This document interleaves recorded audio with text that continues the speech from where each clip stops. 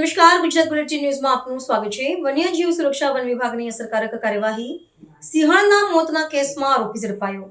જાફરાબાદ વન્યજીવ રેન્જના કાર્યક્ષેત્ર હેઠળ નેશનલ હાઈવે પર વન્ય પ્રાણી સિંહણને વાહનની અડફેટે લેવામાં આવતા તેનું મોત થયું હતું।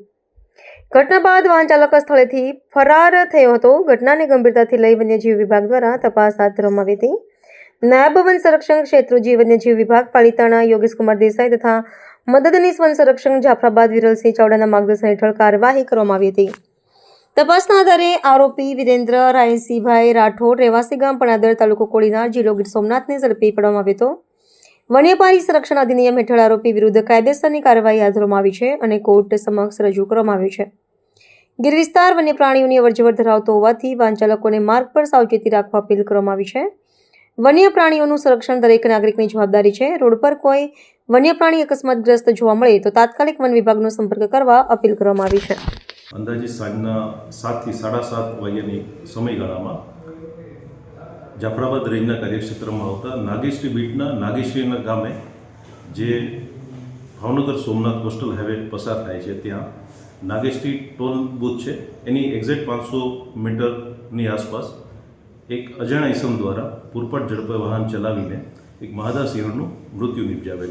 માદા સિંહણની ઉંમર અંદાજિત 5 થી 9 વર્ષ હતી।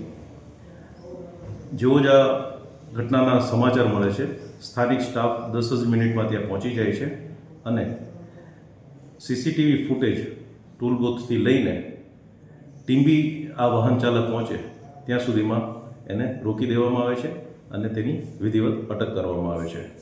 આ વાહન ચાલક છે જેનું નામ છે વિરેન્દ્ર રાયસિંહભાઈ રાઠોડ, ઉંમર વર્ષ 30, જેઓ મૂળ વતની પણાદર કોડીનારના છે, જેઓ હાલે ગાંધીનગર ખાતે રહે છે અને પોલીસ આવાસ નિગમમાં કોન્ટ્રાક્ચ્યુઅલ સિવિલ એન્જિનિયર તરીકે ફરજ બજાવે છે। અને હવે શું કાર્યવાહી કરવામાં આવશે આની સામે? હાલ વન વિભાગ દ્વારા વાઇલ્ડલાઇફ પ્રોટેક્શન એક્ટની વિવિધ કલમો દાખલ કરીને ગુનો દાખલ કરવામાં આવેલ છે અને નામદાર કોર્ટે ખાતે પ્રોડ્યુસ કરવામાં આવશે। સતત આ પ્રકારની ઘટનાઓ બને છે, 2 સિંહોના મોત થયા, એક દીપડાના। વન વિભાગ હવે શું કાર્યવાહી કરશે? માર્ગ ઉપર સતત આ પ્રકારની ઘટના બને છે, વાહન ચાલકોને શું અપીલ કરશે? વાહન ચાલકોને ખાસ અપીલ એ જ કરવાની છે કે જ્યારે રાજુલાથી ઉના તરફ જતો રસ્તો કે જ્યાં આ લાયન મૂવમેન્ટનો વિસ્તાર છે, વન વિભાગ દ્વારા સ્થળે સ્થળે આ બાબતના સાઇનેજ બોર્ડ પણ મૂકવામાં આવ્યા છે। અંદાજે 10 કિલોમીટરમાં 5 થી 6 જગ્યાએ સ્પીડ રિસ્ટ્રિક્શન સાથેના સાઇનેજ બોર્ડ પણ મૂકવામાં આવ્યા છે। તો એ સાઇનેજ બોર્ડને ધ્યાને રાખીને ગતિ મર્યાદામાં વાહન ચલાવશે તો આ એક વન્યજીવ સિંહનો અમૂલ્ય વારસો આપણે જાળવી શકીશું।